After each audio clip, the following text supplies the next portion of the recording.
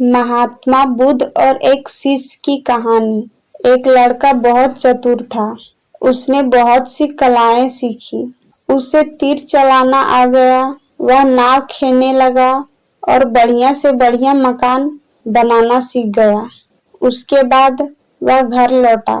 बड़े घमंड से वह लोगों से कहता, इस दुनिया में मेरे मुकाबले का कोई नहीं है, मैं सब कुछ जानता हूँ। गौतम बुद्ध ने यह देखा तो सोचा, इसे शिक्षा देनी चाहिए। उन्होंने एक बुढ़े का रूप बनाया और हाथ में भिक्षा पात्र लेकर उसके पास गए। लड़के ने पूछा, तुम कौन हो? बुद्ध ने कहा, मैं अपने मन को वश में रखने वाला एक आदमी हूँ। उनकी बात लड़के को समझ में नहीं आई। उसने कहा, इसका मतलब?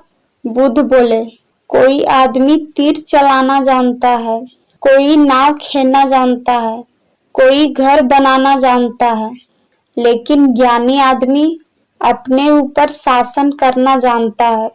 लड़का बुद्ध के इतने कहने पर भी कुछ ना समझ सका।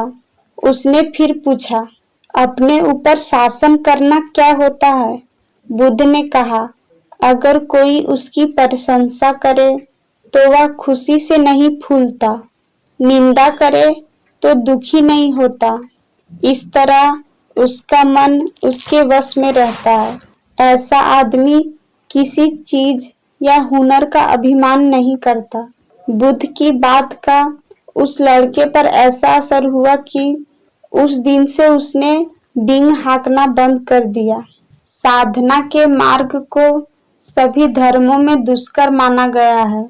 एक अच्छा साधक ऐसे गुणों से युक्त होता है जो आत्मज्ञान के प्रकाश से दूसरों को भी आलोकित करता है। एक बार महात्मा बुद्ध से उनके एक शिष्य ने प्रश्न किया, भगवान, श्रेष्ठ साधक के क्या लक्षण होते हैं? तथागत ने प्रश्न को इस प्रकार उत्तर दिया, चूहे 4 प्रकार के होते हैं। एक वे जो स्वयं खोदकर बिल में रहते हैं, एक वे जो स्वयं खोदकर बिल बनाते हैं लेकिन उसमें रहते नहीं हैं, दूसरे वे जो बिल में रहते हैं पर स्वयं नहीं खोदते, तीसरे वे जो स्वयं बिल बनाते भी हैं और उसमें रहते भी हैं, चौथे वे जो ना तो बिल बनाते हैं और ना ही बिल में रहते हैं। इस प्रकार साधक भी 4 भागों में बांटे जा सकते हैं। एक वे जो शास्त्र पढ़ते हैं पर जो शास्त्र ज्ञान भी प्राप्त करते हैं और सत्य का अनुभव भी। चौथे वे जो ना तो शास्त्र का अभ्यास करते और ना सत्य का आचरण ही।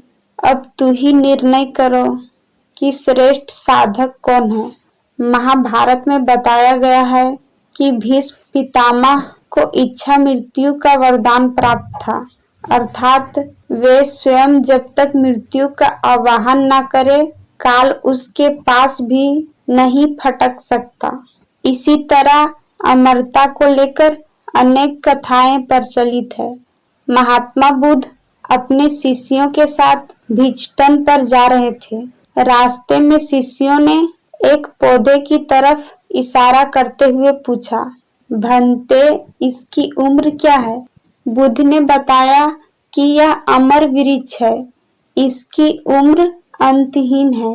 तभी एक शिष्य ने उस वृक्ष को जड़ से उखाड़ फेंक दिया और बुद्ध से बोला, गुरुवर, मैंने उसे एक ही पल में उखाड़कर समाप्त कर दिया।